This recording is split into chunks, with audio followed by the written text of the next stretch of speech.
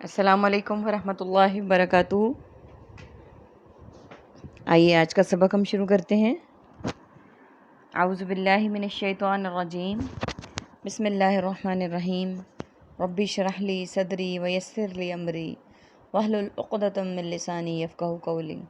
رب زدنی علما، رب زدنی علما، رب زدنی علما۔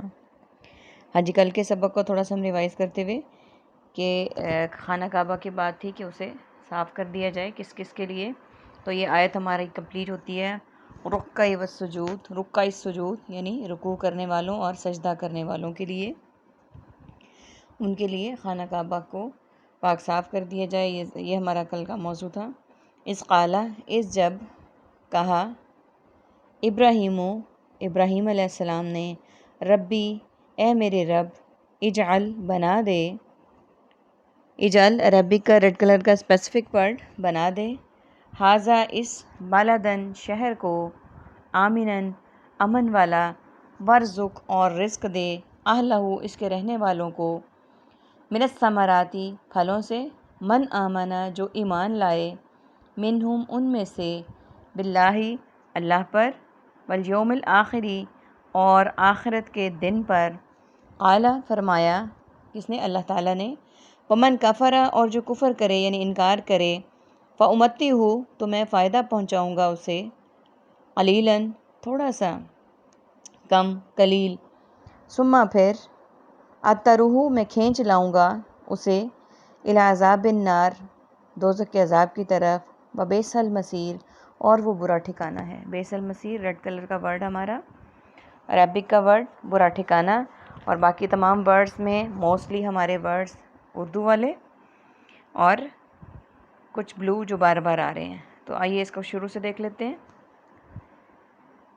ہم نے پہلی لائن میں، تھرڈ لائن ہے ہماری اس پیج کی، ھذا بلدن، ھذا کا مطلب ہے ھذا من فضل ربی، حامل ھذا، لہذا، یہ ہم ھذا سے ملتے جلتے ورڈز جو اردو میں استعمال کرتے ہیں۔ اس سے اگلا ورڈ ہے بلدن، بلدیہ، بلاد عرب، ارض بلد، طول بلد، یہ اردو میں ہم یہ والے لفظ استعمال کرتے ہیں اس سے ملتے جلتے، اور بلدن کا مطلب ہے شہر۔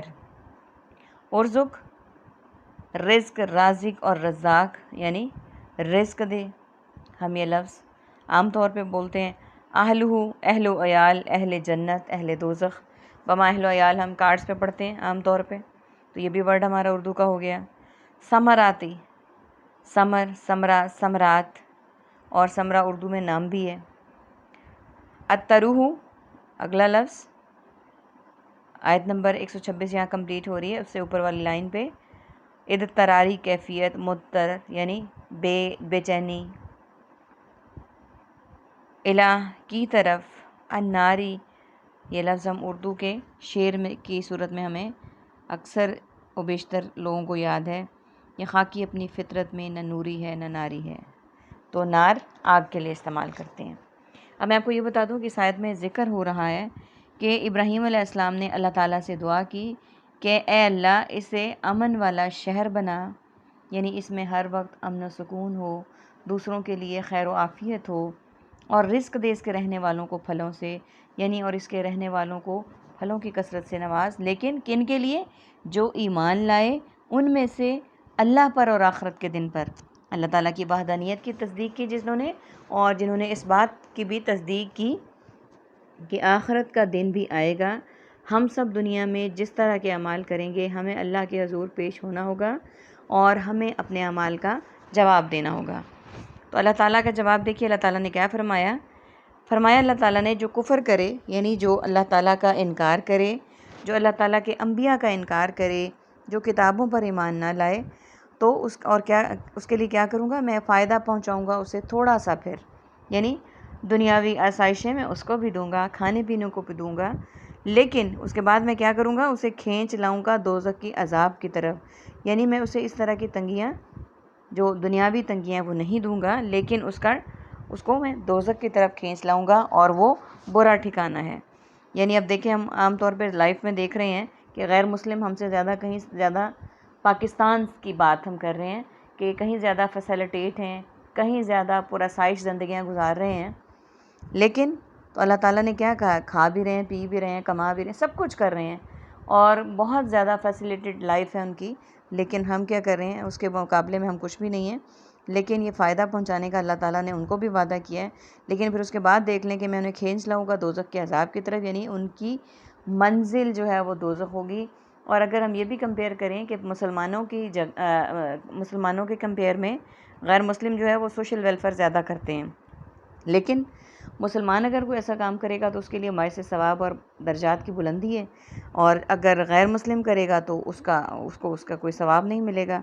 تو انجام اس کا یہی ہے کہ اسے اللہ تعالیٰ دوزخ کی طرف کھینچ لائیں گے، اور وہ بہت برا ٹھکانہ ہے۔ اللہ تعالیٰ ہمیں اس برے ٹھکانے سے سب کو محفوظ رکھے، اور اللہ تعالیٰ ہم سب کو اس سے بچنے کی توفیق عطا فرمائے، اور ایسے اعمال کرنے کی توفیق عطا فرمائے کہ ہم جنت کی طرف ہمارے راستے آسان ہو جائیں، آمین۔ وَإِذْ اور جب یرفعو بلند کر رہے تھے، القواعد بنیادیں، یرفعو بلند کر رہے تھے کون؟ ابراہیم علیہ السلام، قواعد بنیادیں من البیتی بیت اللہ کی، و اسماعیل اور اسماعیل علیہ السلام بھی، اور جب بلند کر رہے تھے، یعنی خانہ کعبہ کی تعمیر کے وقت کا ذکر ہے یہاں پہ کہ وہ بلند کر رہے تھے اس کی دیواریں۔